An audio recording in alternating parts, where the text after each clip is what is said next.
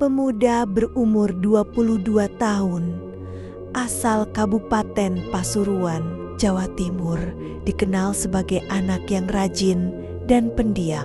Ia bekerja di sebuah bengkel kecil bernama Jaya Motor. Letaknya di pinggir jalan raya Desa Selobondan. Yang membuat bengkel itu berbeda dari tempat lain adalah letaknya yang berdempetan langsung dengan sebuah makam tua, makam desa yang sudah ada sejak zaman Belanda.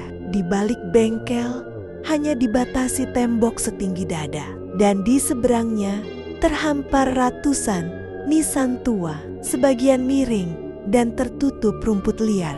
Namun bagi Ilham, itu hal biasa. Ia sudah terbiasa mendengar suara burung, hantu, atau suara dedaunan bergesekan tiap malam. Yang penting kerja halal. Begitu ucapnya setiap kali teman-temannya menggoda soal tempat kerjanya yang menyeramkan. Hari Kamis sore itu, bengkel cukup ramai. Ilham sedang mengganti kampas rem motor pelanggan ketika matahari mulai condong ke barat. Lembur yo, kayaknya besok aku mau ke Surabaya. Jadi kalau bisa malam ini kelarin yang bisa, kata Pak Roni, pemilik bengkel. Ilham hanya mengangguk sambil mengelap tangannya. Ia memang sering lembur, apalagi menjelang akhir bulan karena banyak pelanggan minta servis dadakan. Menjelang maghrib, semua pekerja lain sudah pulang. Tinggallah Ilham sendirian, ditemani suara jangkrik dan dengungan lampu neon yang menggantung di langit-langit bengkel. Sekitar pukul 8 malam, ketika Ilham hendak menutup rolling door bengkel, suara motor terdengar berhenti di depan. "Mas, masih buka?" tanya seseorang dengan suara berat. Ilham menoleh. Seorang laki-laki berjaket hitam berdiri di depan bengkel. Wajahnya samar tertutup helm full face. "Masih? Mau servis apa?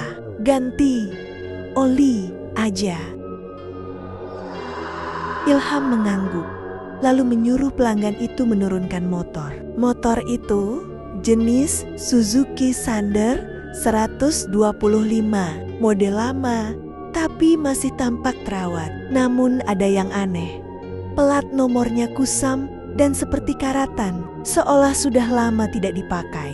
Tanpa banyak tanya, Ilham mulai bekerja. Ia membuka baut, menampung oli lama, dan menyiapkan oli baru di ember kecil. Namun saat membuka tutup oli, bau amis dan menyengat menusuk hidungnya.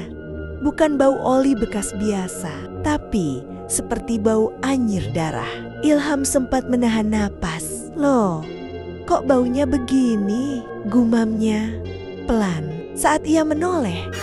Pelanggan itu masih berdiri di sudut bengkel, diam tak bergerak, hanya menatap kosong ke arah makam di belakang bengkel. Ilham mulai merasa tidak enak. Udara malam makin dingin. Angin bertiup pelan, membawa suara seperti orang berbisik di balik tembok makam.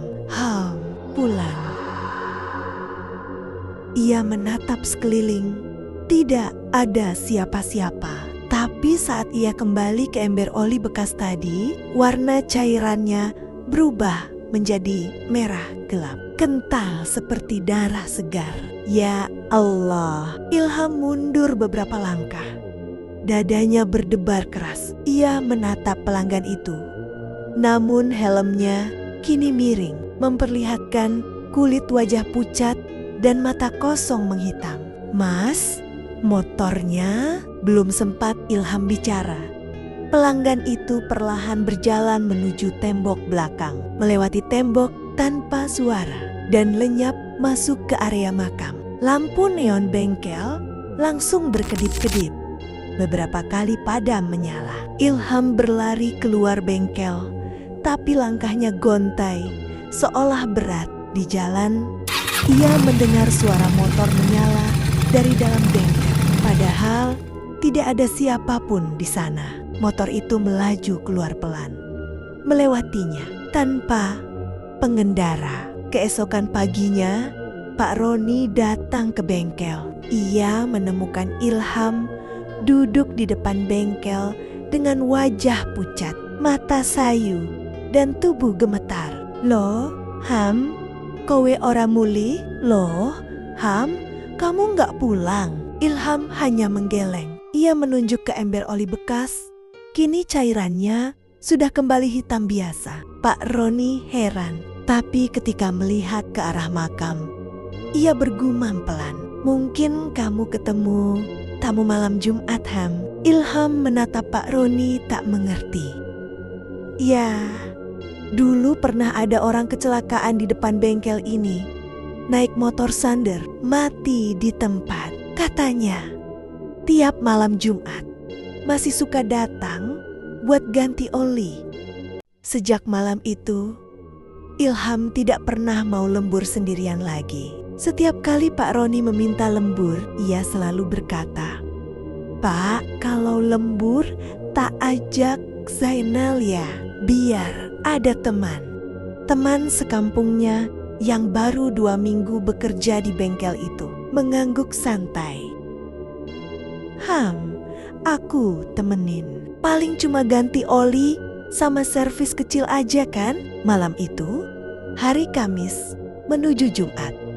Udara terasa dingin sejak sore dan menjelang malam, gerimis turun perlahan. Suara tetesan air menimpa atap seng bengkel, berirama lembut, tapi membuat suasana makin sunyi. Jam menunjukkan pukul 9 malam. Di luar, jalan desa sudah sepi. Hanya lampu jalan berkelip samar di antara kabut tipis. Di dalam bengkel, 2 orang itu sedang memperbaiki motor matik pelanggan yang ingin diambil besok pagi.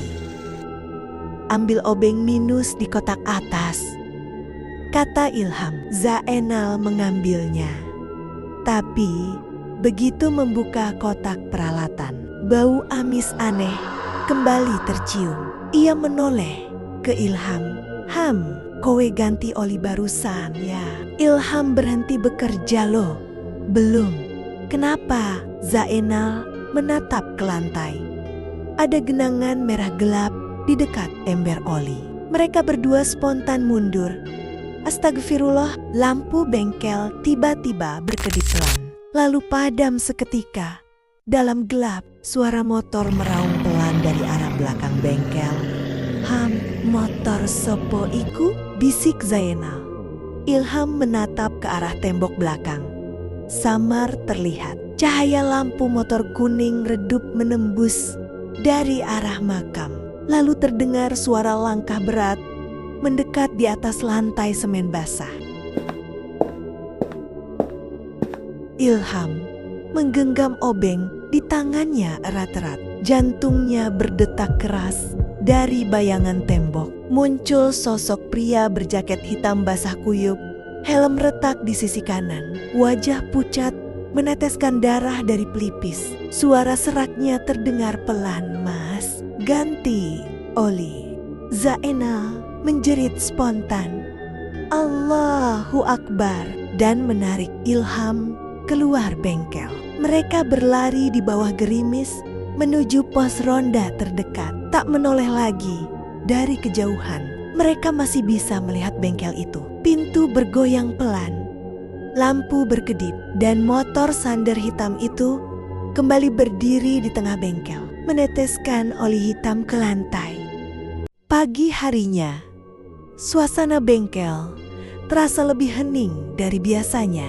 Gerimis malam masih menyisakan udara lembab dan aroma tanah basah. Ilham datang lebih awal, sementara Zainal duduk di depan bengkel. Wajahnya pucat, pandangannya kosong ke jalan. "Ham, aku kayaknya mau berhenti kerja di sini," kata Zainal pelan. "Aku nggak kuat, Ham. Malam kemarin itu bener-bener nyata. Aku lihat sendiri. Orang itu bukan manusia. Ilham menatapnya serius. Zaen, aku juga takut, tapi kalau kita pergi, siapa yang bantu Pak Roni? Kalau kita tahu kenapa itu bisa kejadian, mungkin gak bakal terulang lagi. Zainal hanya menghela napas panjang. Kamu masih kuat di tempat beginian. Aku heran. Tak lama kemudian, Pak Roni datang dengan wajah lelah. Ia seolah sudah tahu apa yang akan dibicarakan. Kalian semalam lihat dia lagi ya? Ilham dan Zainal saling pandang. Iya, Pak. Tapi kali ini kami berdua yang lihat. Dia datang, minta ganti oli lagi. Pak Roni diam sejenak, lalu menutup pintu bengkel setengah, memastikan tak ada pelanggan. Ia duduk di kursi kayu tua, menghela napas berat, lalu berkata pelan, kalian harus tahu yang sebenarnya. Tahun 2005, jauh sebelum Ilham dan Zainal bekerja di sana, bengkel itu baru berdiri. Waktu itu pemiliknya adalah kakak kandung Pak Roni bernama Mas Jatmiko, seorang montir handal yang dikenal jujur tapi keras kepala. Suatu malam Jumat, datang seorang pengendara motor Suzuki Sander dari luar kota. Katanya sedang dalam perjalanan pulang dan motornya bocor oli di tengah jalan. Ia minta diperbaiki cepat karena sudah malam. Mas Jatmiko yang sedang sendirian di bengkel menyanggupi. Tapi saat membuka baut oli, entah bagaimana motor itu jatuh menimpa si pengendara dan kepala orang itu membentur lantai besi. Darah mengalir deras dan orang itu tewas seketika. Mas Jatmiko panik. Ia takut disangka membunuh. Dalam ketakutan, ia menyeret jasad korban ke belakang bengkel, tepat di tepi makam tua, dan menguburnya. Diam-diam besok paginya, jasad itu sudah nggak ada. Tapi sejak hari itu, setiap malam Jumat selalu ada yang datang ke bengkel, minta ganti oli, kata Pak Roni lirih. Zainal menelan ludah, matanya membulat. Berarti mayatnya hilang, Pak? Pak Roni mengangguk. Iya, tapi motornya nggak pernah hilang. Kadang muncul sendiri di bengkel. Aku udah coba jual, tapi pembelinya selalu kecelakaan. Suasana hening, hanya suara burung gagak di kejauhan yang memecah keheningan. Ilham menatap lantai bengkel. Tepat di tempat semalam ia melihat genangan merah itu. Pak, kalau begitu kita harusnya nggak usah kerja di sini lagi. Pak Roni tersenyum tipis. Justru karena kalian udah tahu, aku minta bantuanku terakhir. Biar arwah itu tenang. Biar bengkel ini nggak dihantui lagi. Malam itu, langit tampak kelabu tanpa bintang. Udara dingin menyelimuti desa. Dan suara jangkrik terdengar sayup dari kejauhan. Di dalam bengkel, 3 orang berdiri diam. Ilham, Zainal, dan Pak Roni. Di tangan mereka masing-masing ada senter, cangkul, dan linggis. Kita gali malam ini aja, kata Pak Roni pelan. Aku udah capek disuruh mimpiin orang itu terus. Zainal tampak gugup, yakin nggak apa-apa. Di belakang itu kan makam tua semua. Ilham menatap tembok belakang yang dipenuhi lumut dan retakan. Justru di situ, Zaen, kalau benar ada jasad yang dikubur diam-diam, mungkin arwahnya nggak tenang karena nggak dikubur layak. Mereka menunggu sampai jam 11 malam, lalu keluar lewat pintu samping bengkel. Gerimis tipis turun, membuat tanah di sekitar makam becek dan lembek. Lampu senter mereka menyorot nisan-nisan tua yang miring dan tak terbaca. Pak Roni berhenti di satu titik, tepat di belakang bengkel, di bawah pohon kamboja tua yang bengkok batangnya. Di sini dulu tempat kakakku gali lubang itu, katanya lirih. Ilham menancapkan linggis pertama. Tanah becek mengeluarkan aroma anyir. 1 cangkul, 2 cangkul, lalu terdengar bunyi keletak. Seperti besi menabrak logam. Zainal menunduk, menyenter tanah itu. "Pak, ini apa?" Pak Roni jongkok dan membersihkan tanah di atasnya. Perlahan, bentuk kerangka motor tua muncul dan di sampingnya tampak tulang belulang manusia. Sebagian masih terbungkus kain jaket hitam lusuh. Ilham menahan napas. Bulu kuduknya berdiri. "Ya Allah, ini dia," katanya pelan. Tiba-tiba angin berhembus kencang. Senter mereka bergetar dan dari arah bengkel terdengar suara motor Sander menyala sendiri. Meraung panjang. Dari balik kabut, samar terlihat sosok pria berjaket hitam berdiri diam, menatap mereka dari jauh. Wajahnya datar, tanpa ekspresi. "Mas, wis wayahe tenang yo. Mas, sudah waktunya tenang ya," ucap Pak Roni pelan sambil menunduk. Beberapa detik kemudian, suara motor itu perlahan meredup dan angin pun berhenti. Bau amis yang biasanya tercium setiap malam Jumat hilang seketika. Hanya suara gerimis yang tersisa menetes lembut di atas tanah galian. Ilham dan Zainal membantu Pak Roni menutup kembali lubang itu. Kali ini dengan benar, rapi, bersih, dan ditancapkan batu nisan sederhana dari potongan papan bekas. Mereka bertiga berdiri diam di depan nisan itu. Ilham berbisik lirih, mungkin dia cuma mau diingat sebagai manusia, bukan arwah yang terjebak di bengkel. Pak Roni menatap bengkel dari kejauhan. Lampu di dalamnya masih menyala tenang, tanpa kedipan. Untuk pertama kalinya sejak bertahun-tahun. Ketika malam Jumat tiba, bengkel milik Pak Roni tampak berbeda dari biasanya. Bukan suara kunci pas atau mesin motor yang terdengar, melainkan lantunan ayat suci Al-Quran yang mengalun lembut dari pengeras suara kecil di sudut ruangan. Tikar digelar di seluruh lantai bengkel. Aroma minyak pelumas bercampur dengan wangi dupa dan kopi hitam yang disuguhkan untuk para warga yang datang. Ilham duduk di samping Zainal. Keduanya masih terdiam. Sesekali saling pandang dengan mata yang menunjukkan perasaan lega bercampur haru. Mereka berdua tahu betul apa yang mereka alami selama ini bukan sekadar mimpi.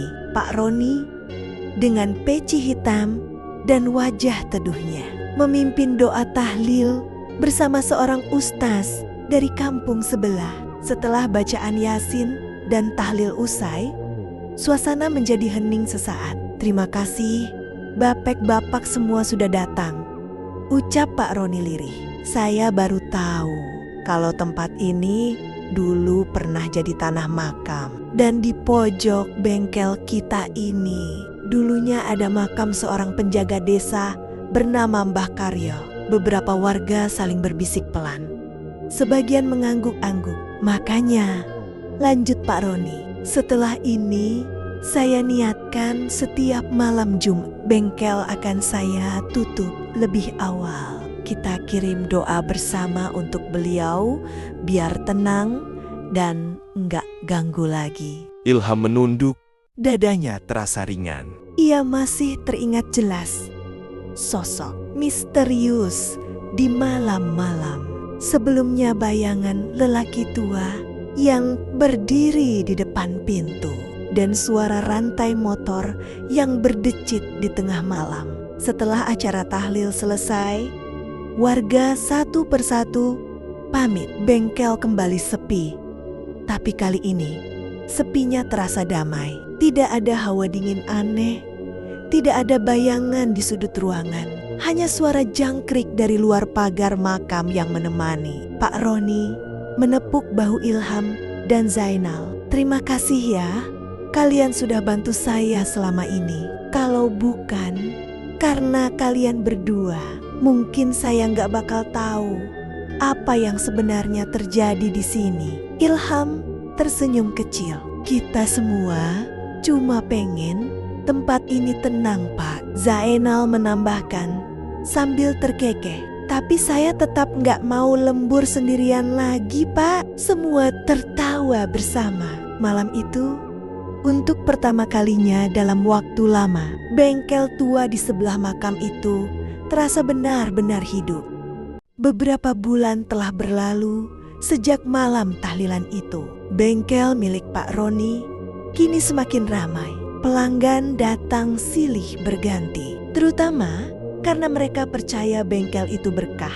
Motor yang diservis di sana jarang bermasalah lagi. Ilham dan Zainal tetap bekerja seperti biasa. Mereka sudah tak pernah lagi mendengar suara rantai berdecit atau merasakan hawa dingin yang tiba-tiba muncul dari arah makam. Meski begitu, setiap kali malam Jumat tiba, Ilham masih punya kebiasaan menyalakan sebatang dupa di sudut bengkel, tepat di dekat pintu yang menghadap ke makam tua. Biar tetap tenang, Bo, katanya pelan, seolah berbicara pada seseorang yang tak terlihat. Zainal yang mendengar hanya tersenyum, menepuk bahunya. Yang penting sekarang gak ada gangguan lagi. Ham, aku juga tenang kerja di sini. Pak Roni menatap keduanya dengan mata teduh. Kalian ini udah kayak anak sendiri. Bengkel ini bisa tetap berdiri juga karena keberanian kalian waktu itu. Menjelang sore, langit di atas bengkel memerah. Angin bertiup pelan membawa aroma bunga Kamboja dari makam sebelah. Ilham memandang ke arah itu sebentar, lalu tersenyum kecil. Ia tahu, di balik dunia yang kasat mata, ada sesuatu yang kini juga tersenyum tenang. Bengkel tua itu tetap berdiri, berdampingan dengan makam, berdamai dengan masa lalu. Dan di setiap malam Jumat, suara doa tahlil dari dalam bengkel akan selalu terdengar menjadi jembatan antara dunia yang hidup dan yang telah pergi.